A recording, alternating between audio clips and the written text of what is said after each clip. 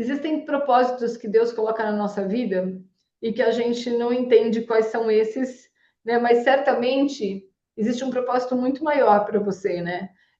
Eu me lembro na época que eu acompanhei cada dia. E olha que interessante, eu seguia uma menina que é a Kel, que ela é uma médica e Ah, que ela pensava muito sobre você. E foi assim que eu acompanhei mais de perto, porque eu encontrava às vezes ela no Ibirapuera assim, de cruzar, não conheço ela, e sabia quem era ela, tudo, achava super bacana, toda a prática dela, ela é médica, minha outra filha ali já faz medicina, agora está terminando medicina, então tinha uma série de informações, assim, em comum que eu curtia, eu comecei a seguir, e aí eu acompanhava mais de perto, porque ela estava sempre postando, postava sua mãe, postava toda a história, né?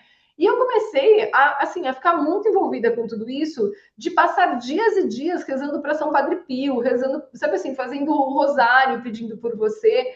Então, certamente, da mesma forma que eu me conectei a você num momento que você nem imaginava que eu existia, certamente você se conectou a muitas pessoas também e se tornou um exemplo, né, de transformação de muitas vidas, de repente até de uma, sabe assim, de um acordar para essas pessoas e dizer, cara, você não sabe o que é levantar no outro dia e não poder levantar, acordar e não poder acordar, né? E eu, em 2011, tinha passado por um acidente de moto. Eu estava passeando com meu marido um sábado de manhã e um ônibus perdeu a direção, a gente estava a 40 por hora, na rua vazia, em São Paulo, ele também pegou a gente, eu fiquei presa entre a moto e o ônibus. E aí eu fraturei a bacia em vários lugares, eu fiquei de cadeira de rodas, e aí eu fiz todo o processo de reabilitação para voltar a correr, eu já corria na época.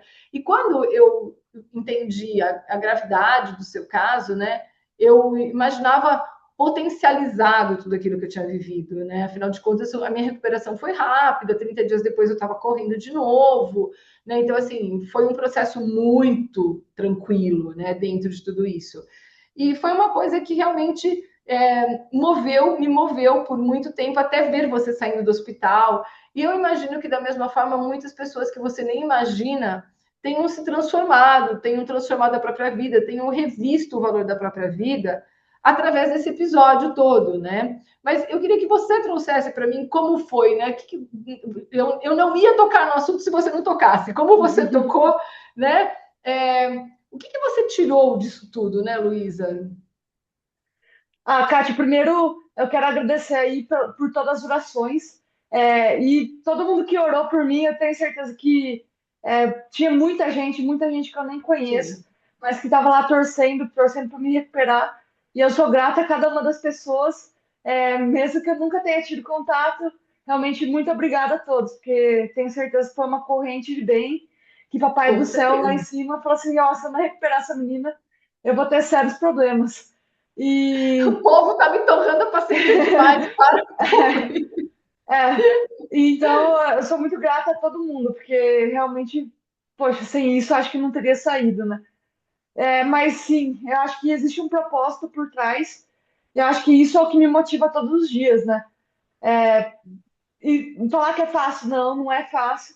Tem dia que bate tristeza, tem dia que bate tristeza muito grande, assim, porque, pô, realmente eu amava fazer o que eu fazia, e realmente foi algo tirado de mim impostamente pelo livre-arbítrio de outro indivíduo, entendeu? Então é duro, mas eu tenho certeza que existe um propósito, e o propósito é levantar todos os dias e fazer o melhor possível. Porque se eu baixar a cabeça agora, eu tenho certeza que vai ter muita gente baixando a cabeça também. E isso me motiva muito. Saber disso me motiva muito a continuar trabalhando duro todos os dias. Com certeza. E só uma curiosidade, vou abrir com parênteses, né? E olha só, eu continuei seguindo a Kel, né? Depois eu vi que ela foi para acho que para um comitê, trabalhar num comitê e tudo isso. E há uns 20 dias atrás, eu fui fazer uma dinâmica com um grupo de uma associação que trabalha com arquitetura, engenheiros, arquitetos, tudo. E aí tinha uma engenheira no encontro. E eu comecei a falar de esporte, porque eu gosto muito de esporte. Então ela falou: nossa, eu tenho uma afilhada que ama esporte. Eu falei, é. Quem sabe até você tem visto ela, porque ela é conhecida no Instagram. Eu falei, quem é? É a Kel. Eu falei, nossa, que mundo pequeno. Aí comentei com ela ainda. Falei, nossa, eu acompanhei a Kel mais de perto, ficava procurando todos os dias no Instagram se ela tinha postado alguma coisa, na época da Luísa. Agora continuo acompanhando, eu vejo às vezes ela correndo no Ibirapuera, sei que um tempo ela estava em Santos, não sigo tão de perto como eu seguia naquela época da Luísa. Não tem 20 dias que eu comentei isso com ela, porque realmente foi assim. Eu falei, gente, como tudo está conectado, né? O mundo é tão grande e tão pequeno, né? Mas me diz uma coisa, Luísa, e agora, né? Porque a Luísa tinha dois sonhos. Um, ser triatleta. Outra, ser uma técnica, né? Afinal de contas, tinha ali as referências também de um técnico de vôlei extremamente renomado. E como ficou todo esse planejamento? Como ficou todo esse plano depois de toda a sua recuperação? Primeiro, quanto tempo de recuperação? Hoje eu não consigo mais mensurar o tempo. Quanto tempo foi? Ó, eu passei no hospital mesmo 167 dias. 60, Depois, 167. Então, 167. Caramba. foram quase 6 meses de internação, tendo que ficar no hospital, tendo uma vivência. Depois eu saí, mas eu tive que passar por mais algumas cirurgias, pequenas cirurgias, né? Mas eu tive que voltar, de vez em quando e comecei o trabalho de fisioterapia. E eu comecei logo em Araras, entendeu? Fazendo fisioterapia 3 vezes por semana, mas depois eu vim aqui para Ribeirão e aí comecei um trabalho intenso de físio. Eu passei a fazer 8 horas de fisioterapia por dia. Caramba. Fazia 4 de manhã para membro superior e 4 da tarde para membro inferior e trabalhava tudo, né? Coordenação, mobilidade, fortalecimento, começar a voltar para o esporte, mas de uma forma devagar. Então, trabalhava tudo e depois de acho que de uns 4 meses bem intensos nessa fisioterapia, aí eu realmente iniciei o trabalho de treinos assim, mas eu estava fazendo muita fisioterapia ainda.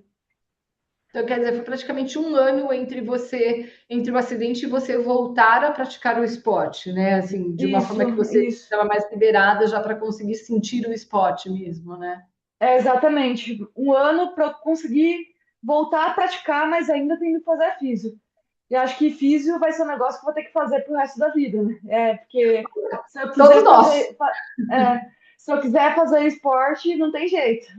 Vai ter que fazer, vai ter que Mas ser eu acho que regradinho a essa física é um parte. pouco parte da história do atleta também, né? Estava comentando Exatamente. isso ontem, que não tem como, tipo, eu ontem saí, eu fechei ontem o meu quinto ciclo de maratona e eu faço fisioterapia direto.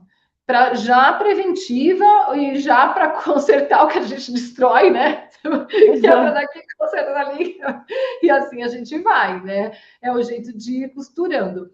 Planos para o futuro, né? Como fica? Hoje você tem 31. 31.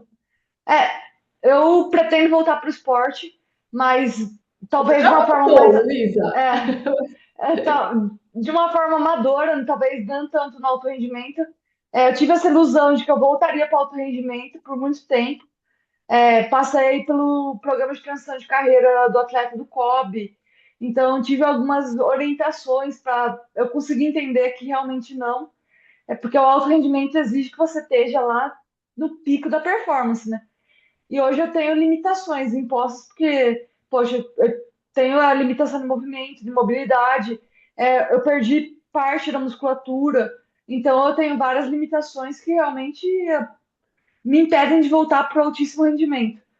Mas aí, hoje, eu tenho certeza que eu não quero nada que associe a rotina de alto rendimento.